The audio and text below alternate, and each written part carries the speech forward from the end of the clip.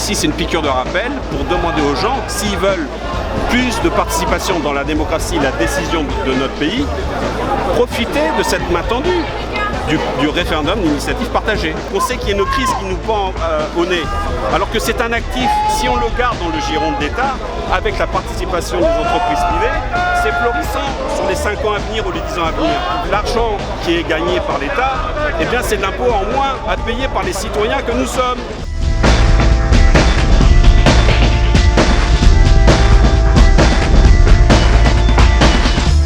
Déjà nos parlementaires qui ont déjà signé pour mettre en œuvre ce référendum. Donc maintenant, c'est à nous de jouer. On a 4,7 millions de signatures à obtenir. Donc autant vous dire que c'est pas rien, c'est 10% du corps électoral. À notre niveau déjà, on fait en sorte d'aider les gens. Déjà. Au niveau syndical c'est pareil, hein, tout le monde participe à ce niveau-là.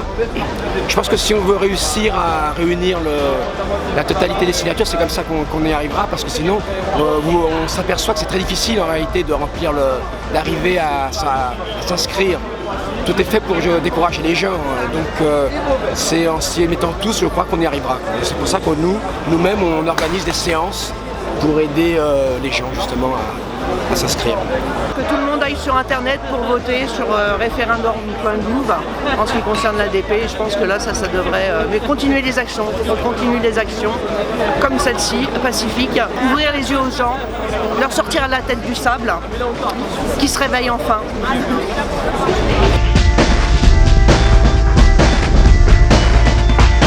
C'est quand même notre patrimoine, c'est nos aéroports, c'est nos frontières. On a toujours été comme ça. Pourquoi aujourd'hui changer? Parce qu'on a un président qui n'est pas politicien mais qui est businessman. Il n'a pas décidé lui tout seul de privatiser ou de ne pas privatiser. On est aussi décidataires, nous, peuple français. Et quelle serait l'idée pour augmenter les signatures, pour arriver au fameux... Meilleure communication, qu'en mairie ils mettent en avant le fait que les citoyens peuvent voter contre la privatisation et que ce soit aussi sur les réseaux, et continuer aussi à donner des tracts, aller sur les marchés par exemple dans les villes respectives des habitants et donner des tracts, faire expliquer qu'il faut aller signer, et pourquoi pas prendre une tablette, aller sur le site internet, marcher dans la rue, dire aux gens bonjour, vous ne voulez pas signer contre la vente des aéroports? Il y a plein de solutions, après il faut les mettre en pratique.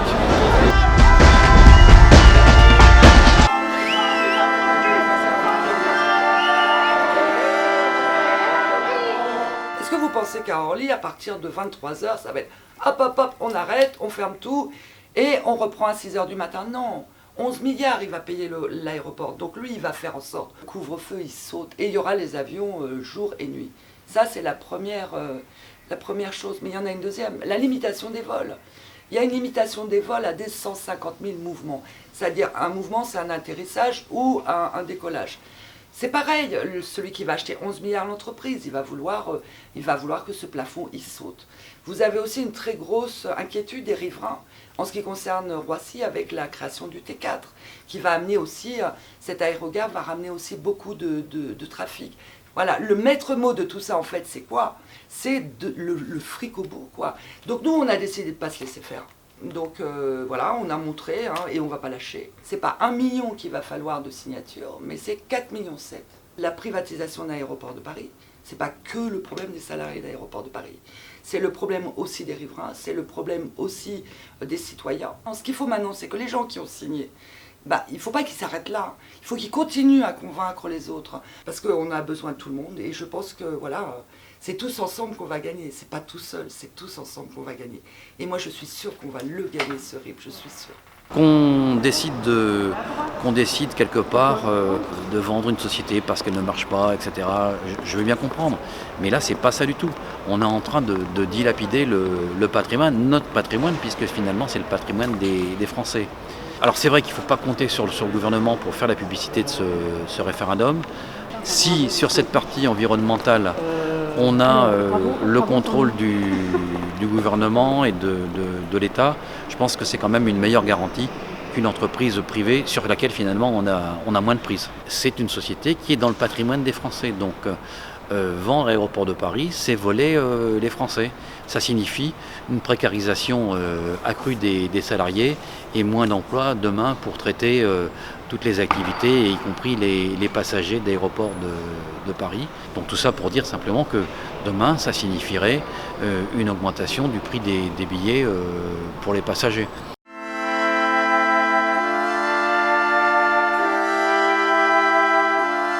Parce que tout a été fait pour qu'il n'y ait aucune publicité à la radio, aucune publicité, aucun débat à la télé. On n'en parle pas parce qu'évidemment ça gêne le pouvoir qui veut essayer de faire son coup avec ses copains sans que le peuple s'en occupe. En réalité, ça concerne tous les Français. Pourquoi ? Parce que d'abord c'est une très belle entreprise qui rapporte chaque année à l'État 175 millions. Donc cet argent, il va dans notre budget pour payer nos infrastructures, pour payer le fonctionnement des services publics. Et donc on va se priver de cette recette au profit de gens qui vont faire d'immenses bénéfices. On se rend compte que dans tous les domaines, on cherche à privatiser pour tuer les services publics. Ceux qui peuvent payer ont accès à un certain nombre d'avantages et que ceux qui ne peuvent pas sont mis hors jeu. Donc moi je crois qu'il faut que nous nous mobilisions tous, il faut qu'on puisse donner notre avis, il faut qu'on compte, il faut qu'on puisse peser sur les décisions. Là vous pouvez le faire, il suffit d'aller vous inscrire pour dire que vous voulez ce référendum d'initiative partagée. Ça prend quoi ? 3 minutes ? Mettons 10 minutes, hein, quand on est sur internet, que c'est pas simple, etc. Et c'est quand même l'avenir du pays. Puis c'est aussi l'avenir de notre démocratie. Il y en a marre que ce soit les puissances de l'argent qui décident à notre place.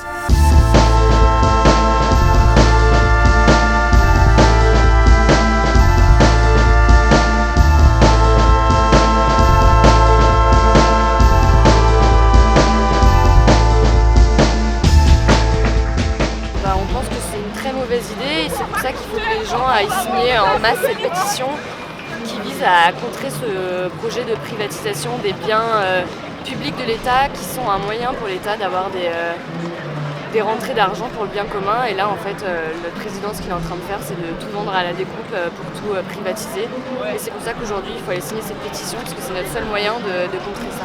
Je pense qu'on a tous vu l'impact qu'a eu la privatisation des autoroutes, le fait que ce soit plus cher, la qualité de service qui n'est pas forcément la même. Et je pense pas qu'on puisse faire confiance aux actionnaires, à des investisseurs, donc fondamentalement des gens qui prennent des décisions pour augmenter l'argent qu'ils en récupèrent. Je pense pas qu'on puisse leur faire confiance. Et du coup là on a la possibilité d'être à l'initiative d'un référendum, c'est quand même quelque chose qui est pas courant.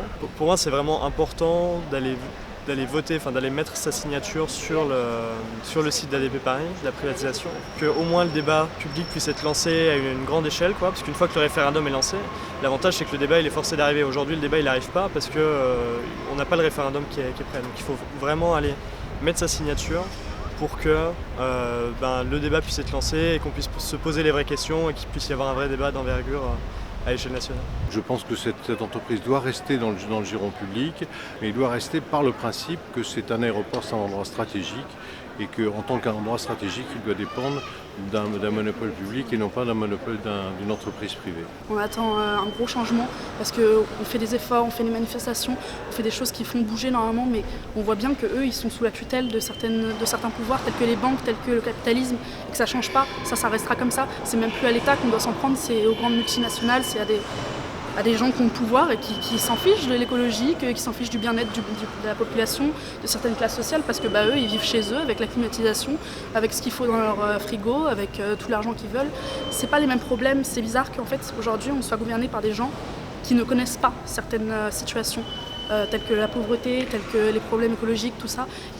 Ils n'ont pas accès à tout ça, et nous on y a accès, et je comprends pas que ce soit des gens comme ça qui nous gouvernent et qui prennent les décisions pour nous. Je peux vous dire que je suis contre le fait que les aéroports soient la propriété privée des investisseurs. Je veux qu'ils restent absolument dans le domaine public. Alors on encourage tout le monde à signer cette pétition contre la privatisation de l'aéroport de Paris. C'est très important. On va tout perdre sinon. On a déjà beaucoup perdu. On voudrait ne pas complètement tout perdre.